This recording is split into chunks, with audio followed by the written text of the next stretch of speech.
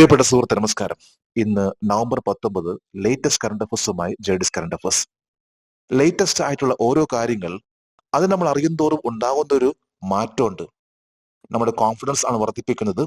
അതുപോലെ തന്നെ നോളജ് കൂടുന്തോറും അത് നമുക്ക് ഏതൊരു പരീക്ഷയിലും എവിടെയും നമുക്ക് നന്നായിട്ട് പെർഫോം ചെയ്യാൻ സാധിക്കും. അതുകൊണ്ട് എന്നും നമ്മൾ കുറച്ചു സമയം ലേറ്റസ്റ്റ് ആയിട്ടുള്ള കാര്യങ്ങൾക്ക് വേണ്ടി മാറ്റിവെക്കാൻ ശ്രമിക്കൂ.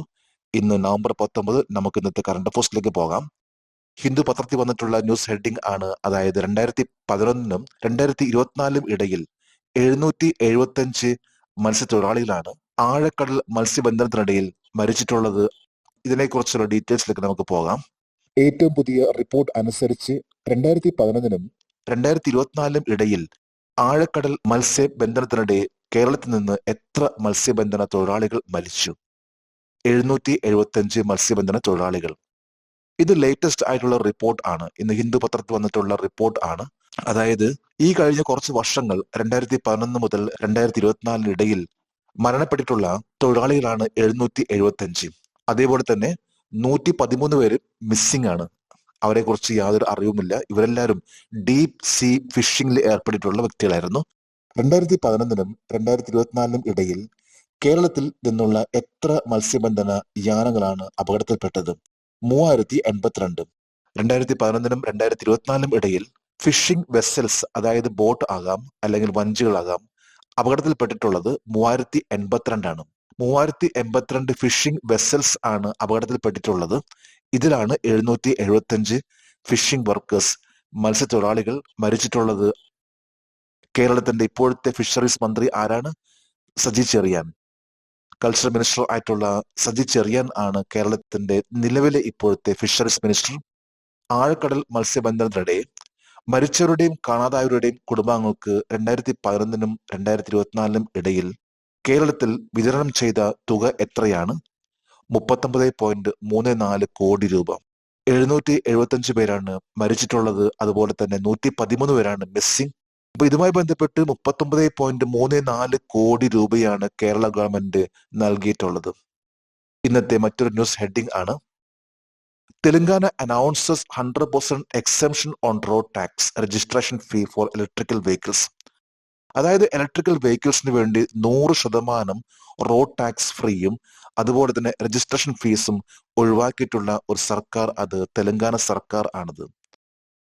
ഇപ്പൊ നമുക്കതിന്റെ ഡീറ്റെയിൽസിലേക്ക് പോകാം. ഇലക്ട്രിക് വാഹനങ്ങൾക്ക് റോഡ് രജിസ്ട്രേഷൻ നികുതിയിൽ 100% ഇളവ് പ്രഖ്യാപിച്ച സംസ്ഥാനം ഏത്? തെലങ്കാന സർക്കാർ.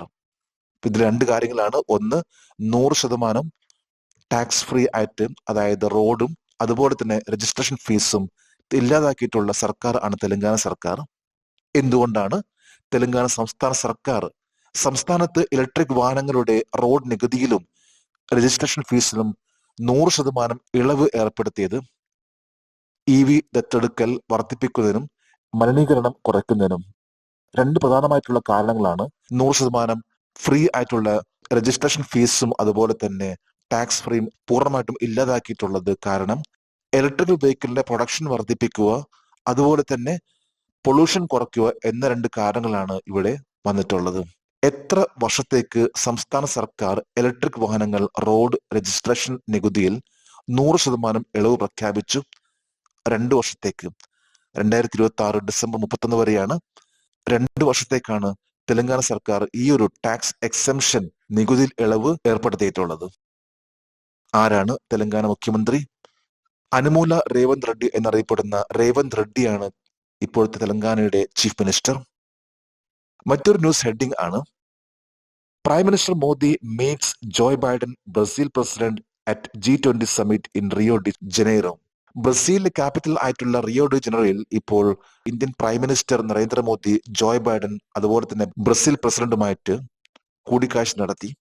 ഇതൊരു ന്യൂസ് ഹെഡിംഗ് ആണ്. മിക്കവാറും എല്ലാ പത്രങ്ങളിലും വന്നിട്ടുള്ള ന്യൂസ് ഹെഡിംഗ് ആണ്. കാരണം G20 സമ്മിറ്റ് ഇപ്പോൾ നടന്നുകൊണ്ടിരിക്കുന്നു. നമുക്കതിന്റെ ഡീറ്റെയിൽസിലേക്ക് പോകാം. 19ാമത് G20 ഉച്ചകോടി എവിടെ നടക്കും? ബ്രസീൽ. നേരത്തെ പറഞ്ഞ മാതിരി G20, അതായത് ഗ്രൂപ്പ് ഓഫ് 20 ലീഡേഴ്സിന്റെ ഉച്ചകോടിയാണ് നടക്കാൻ പോകുന്നത്. ഇത് 19ാമത്തെ G20 ഉച്ചകോടിയാണ് ബ്രസീലിൽ നടക്കുന്നത്. റിയോ ഡി ജനീറോയിൽ നടക്കുന്ന 19ാമത് G20 ഉച്ചകോടിയിൽ ഇന്ത്യയിൽ നിന്ന് ആരാണ് പങ്കെടുക്കുന്നത്? പ്രധാനമന്ത്രി നരേന്ദ്രമോദി. ഈ ഒരു G20 ഗ്രൂപ്പ് ഓഫ് ലീഡേഴ്സിന്റെ, അതായത് ഒരു രാഷ്ട്രത്തിന്റെ ഏറ്റവും ടോപ്പ് ലെവൽ വരുന്ന തലവന്മാർ പങ്കെടുക്കുന്ന ഒരു കോൺഫറൻസ് ആണ്. ഇന്ത്യയിൽ നിന്ന് ഇന്ത്യൻ പ്രൈം മിനിസ്റ്റർ നരേന്ദ്രമോദിയാണ് G20 ഉച്ചകോടിയിൽ പങ്കെടുക്കുന്ന വ്യക്തി. റിയോ ഡി ജനവരിയിൽ നടക്കുന്ന 19ാമത് G20 ഉച്ചകോടിയിലേക്ക് പ്രധാനമന്ത്രി നരേന്ദ്രമോദിയെ ക്ഷണിച്ച ബ്രസീൽ പ്രസിഡന്റിന്റെ പേര് Luiz Inacio Lula da Silva. ബ്രസീലിന്റെ പ്രസിഡന്റ് ആണ് Luiz Inacio Lulu da Silva. ഇദ്ദേഹമാണ് ഇന്ത്യൻ പ്രൈം മിനിസ്റ്റർ നരേന്ദ്രമോദിയെ G20 സമ്മിറ്റിന് ക്ഷണിച്ചിട്ടുള്ളത്. ഒരു രാജ്യത്ത് ഏറ്റവും പ്രധാനമായിട്ടുള്ള ഒരു കോൺഫറൻസ്, ആ കോൺഫറൻസിൽ പങ്കെടുക്കുന്നതിന് വേണ്ടി മറ്റു രാജ്യങ്ങളിലെ പ്രൈം മിനിസ്റ്റേഴ്സിനെ അല്ലെങ്കിൽ പ്രസിഡന്റിനെ ക്ഷണിക്കുന്നത് ആ രാജ്യത്തെ, ആ പ്രോഗ്രാം നടത്തുന്ന രാജ്യത്തിന്റെ പ്രസിഡന്റ് അല്ലെങ്കിൽ പ്രൈം മിനിസ്റ്റർ ആയിരിക്കുള്ളൂ. ഇതനുസരിച്ച് ബ്രസീലിലെ പ്രസിഡന്റ് ആയിട്ടുള്ള ലൂയിസ് ഇനാസിയോ ലുല ഡാ സിൽവയാണ് ഇന്ത്യൻ പ്രൈം മിനിസ്റ്റർ നരേന്ദ്രമോദിയെ ക്ഷണിച്ചിട്ടുള്ളത്. 2024 നവംബർ 18, 19 തീയതികളിൽ റിയോ ഡി ജനവരിയിൽ G20 നേതാക്കളുടെ ഉച്ചകോടിക്ക് ആതിഥ്യം വഹിക്കുന്ന രാജ്യം ഏതാണ്? ബ്രസീൽ. 2024 G20 ഉച്ചകോടിക്ക് ആതിഥ്യം വഹിക്കുന്ന അല്ലെങ്കിൽ പ്രസിഡൻസി സ്ഥാനം ഉള്ളത് ബ്രസീലിനാണ്. കഴിഞ്ഞ വർഷം, അതായത് 2023 ആണെങ്കിൽ ഇന്ത്യ ആയിരുന്നു. അതിനു മുമ്പ് ഇന്തോനേഷ്യ ആയിരുന്നു. 2025 G20 ആതിഥ്യം വഹിക്കുന്ന രാജ്യം ഏതാണ്? ദക്ഷിണാഫ്രിക്ക. 2024 ബ്രസീൽ ആണെങ്കിൽ 2025 ഗ്രൂപ്പ് ഓഫ് 20 അല്ലെങ്കിൽ G20 ആതിഥ്യം വഹിക്കാൻ പോകുന്ന രാജ്യമായിരിക്കുള്ളൂ സൗത്ത് ആഫ്രിക്ക. ഇപ്പോൾ ബ്രസീൽ, കഴിഞ്ഞ വർഷം ഇന്ത്യ, അതിനു മുമ്പ് ഇന്തോനേഷ്യ. മറ്റൊരു ന്യൂസ് ഹെഡിംഗ് ആണ് Magnus Carlsen clinches a double by winning Tata Steel Blitz 2024. Tata Steel Blitz 2024 എന്ന മത്സരത്തിൽ മാഗ്നസ് കാൾസൺ വിജയിച്ചു. ഇതൊരു സ്പോർട്സ് ആയി ബന്ധപ്പെട്ട ഹെഡിംഗ് ആണ്. ഈ ഒരു മത്സരത്തിൽ അർജുൻ എറുഗേസി 3ാം സ്ഥാനത്താണ്. നമുക്കതിന്റെ ഡീറ്റെയിൽസിലേക്ക് പോകാം. 2024 നവംബർ 17 കൊൽക്കത്തയിൽ നടന്ന Tata Steels chess India blitz മത്സരത്തിൽ വിജയിച്ചത് ആരാണ്? Magnus Carlsen. നോർവീജിയൻ താരമായിട്ടുള്ള മാഗ്നസ് കാൾസൺ വീണ്ടും അദ്ദേഹത്തിന് ഒരു വിജയം കൂടി. 2024 നവംബർ 17 കൊൽക്കത്തയിൽ നടന്നിട്ടുള്ള Tata Steels chess India blitz എന്ന മത്സരത്തിലാണ് മാഗ്നസ് കാൾസൺ വിജയിച്ചിട്ടുള്ളത്. 2024 നവംബർ 17 കൊൽക്കത്തയിൽ നടന്ന Tata Steels chess India blitz മത്സരത്തിൽ ആരാണ് രണ്ടാമതെത്തിയത്? വിദിത് ഗുജറാത്തി. പോയിന്റ് അടിസ്ഥാനത്തിൽ ഏറ്റവും ടോപ്പ് ലെവലിൽ വന്നിട്ടുള്ളത് മാഗ്നസ് കാൾസൺ ആണെങ്കിൽ 2ാം സ്ഥാനത്ത് എത്തിയിട്ടുള്ളത് വിദിത് ഗുജറാത്തിയാണ്. 3ാം സ്ഥാനത്താണ് Arjun Erigaisi. Tata Steels chess India blitz മത്സരത്തിൽ മാഗ്നസ് കാൾസൺ ആദ്യമായി വിജയിച്ച വർഷം 2019. 2024 വിജയം അദ്ദേഹത്തിന് രണ്ടാമത്തെ വിജയമാണ്.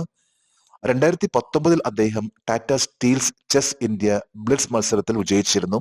ടാറ്റ സ്റ്റീൽസ് ചെസ് ടൂർണമെന്റിലെ 2 ഇവന്റുകൾ ഏതാണ്? Rapid and blitz.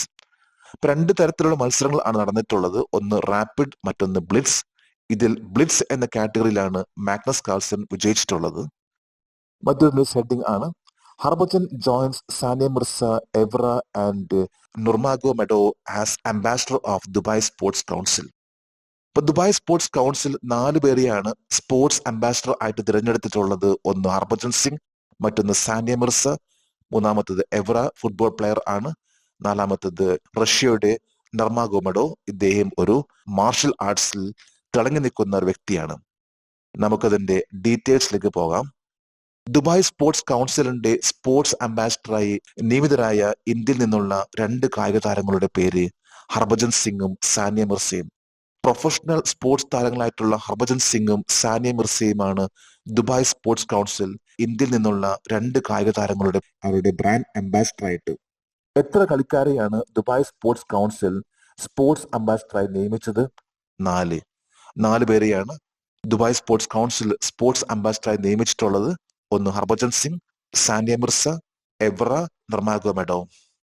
മറ്റൊരു ന്യൂസ് ഹെഡിംഗ് ആണ് RINL bags 3 prestigious gold awards at the International Convention on Quality Control Circle.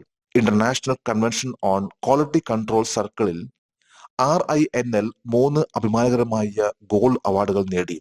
ICQCC 2024 എന്നറിയപ്പെടുന്ന international convention on quality control സർക്കിളിലാണ് ഇന്ത്യയിലെ RINL എന്ന ഓർഗനൈസേഷന് 3 ഗോൾഡ് മെഡൽ ലഭിച്ചിട്ടുള്ളത്? നമുക്കതിന്റെ ഡീറ്റെയിൽസിലേക്ക് പോകാം. ശ്രീലങ്കയിലെ കൊളംബിയയിൽ ക്വാളിറ്റി കൺട്രോൾ സർക്കിളുകളുടെ 43ാമത് അന്താരാഷ്ട്ര കൺവെൻഷനിൽ 3 അഭിമാനകരമായ സ്വർണ്ണ അവാർഡുകൾ നേടിയ ഇന്ത്യയിൽ നിന്നുള്ള കമ്പനി ഏതാണ്? രാഷ്ട്രീയ Ispat Nigam limited, RINL. RINL എന്നറിയപ്പെടുന്ന രാഷ്ട്രീയ ഇസ്പത് നിഗം ലിമിറ്റഡ് ആണ് ശ്രീലങ്കയിലെ കൊളംബിയയിൽ നടന്നിട്ടുള്ള ക്വാളിറ്റി കൺട്രോൾ സർക്കിളുകളുടെ 43ാമത്തെ അന്താരാഷ്ട്ര കൺവെൻഷനിൽ 3 ഗോൾഡ് ലഭിച്ചിട്ടുള്ളത്. രാഷ്ട്രീയ ഇസ്പത് നിഗം ലിമിറ്റഡ് ഇന്ത്യയിലെ ഏത് സ്റ്റീൽ പ്ലാന്റിന്റെ കീഴിലാണ് വരുന്നത്? Visakhapatnam steel plant.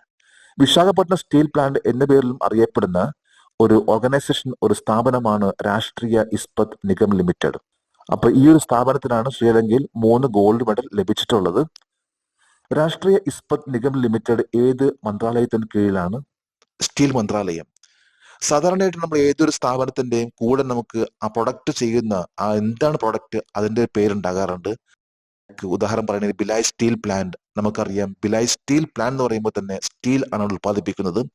പക്ഷെ ഇവിടെ രാഷ്ട്രീയ ഇസ്പത് നിഗം ലിമിറ്റഡ് എന്ന് പറയുമ്പോൾ നമുക്ക് കൺഫ്യൂഷൻ ആകും, ഏത് സ്ഥാപനമായിട്ട് ഏത് പ്രൊഡക്ഷൻ ആയി ബന്ധപ്പെട്ടാണ്. ഇവിടെ ഇത് സ്റ്റീൽ ആയി ബന്ധപ്പെട്ട ഒരു ഓർഗനൈസേഷൻ ആണ്, ഒരു കമ്പനിയാണിത്. വിശാഖപട്ടണം സ്റ്റീൽ പ്ലാന്റ് എന്ന പേരിലും അറിയപ്പെടുന്നു. ഈ ഒരു ഓർഗനൈസേഷൻ മിനിസ്ട്രി ഓഫ് സ്റ്റീലിന് കീഴിൽ വരുന്ന ഒരു സ്ഥാപനമാണ്. ഇപ്പോഴത്തെ കേന്ദ്ര സ്റ്റീൽ മന്ത്രി ആരാണ്? ശ്രീ HD കുമാരസ്വാമി. കേന്ദ്രത്തിന്റെ നിലവിലെ യൂണിയൻ മിനിസ്റ്റർ ആണ് ശ്രീ HD കുമാരസ്വാമി. മറ്റൊരു ന്യൂസ് ഹെഡിംഗ് ആണിത്. Supreme Court collegium recommends Madras ഹൈക്കോടതി judge D Krishnakumar for Manipur ഹൈക്കോടതി ചീഫ് ജസ്റ്റിസ്. സുപ്രീം കോടതി കൊളീജിയം, ഇതാണ് ജഡ്ജിമാരെ ശുപാർശ ചെയ്യുന്ന സുപ്രീം കോടതിയുടെ ഒരു ടീം. ഇതനുസരിച്ച് ഇപ്പോൾ മണിപ്പൂർ ഹൈക്കോടതിയിലെ ചീഫ് ജസ്റ്റിസ് ആയിട്ട് D കൃഷ്ണകുമാറിനെ റെക്കമെൻഡ് ചെയ്തു. നമുക്കതിന്റെ ഡീറ്റെയിൽസിലേക്ക് പോകാം. 2024 നവംബർ 18 മദ്രാസ് ഹൈക്കോടതി ജഡ്ജി D കൃഷ്ണകുമാറിനെ ചീഫ് ജസ്റ്റിസായി സുപ്രീം കോടതി കൊളീജിയം ഏത് ഹൈക്കോടതിയിലേക്കാണ് ശുപാർശ ചെയ്യുന്നത്? മണിപ്പൂർ ഹൈക്കോടതി. മണിപ്പൂർ ഹൈക്കോടതിയിലേക്കാണ് ലേറ്റസ്റ്റ് ആയിട്ടുള്ള അപ്പോയിന്റ്മെന്റ് വേണ്ടി റെക്കമെൻഡ് ചെയ്തിട്ടുള്ളത്.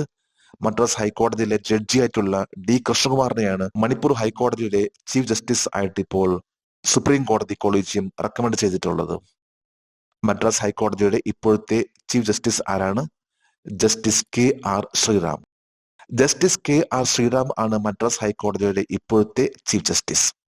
അപ്പൊ നമ്മളിന്ന് 25ഓളം ക്വസ്റ്റ്യൻസ് ആണ് ഇവിടെ അപ്ഡേറ്റ് ചെയ്തിട്ടുള്ളത്. ഓരോ പ്രാവശ്യം ഇതേപോലെ നമ്മൾ അപ്ഡേറ്റ് ചെയ്ത് പോയി കഴിഞ്ഞാൽ നമുക്ക് ഓരോ കോമ്പറ്റീഷനിലും എവിടെയും നമുക്ക് നന്നായിട്ട് പെർഫോം ചെയ്യാൻ സാധിക്കും.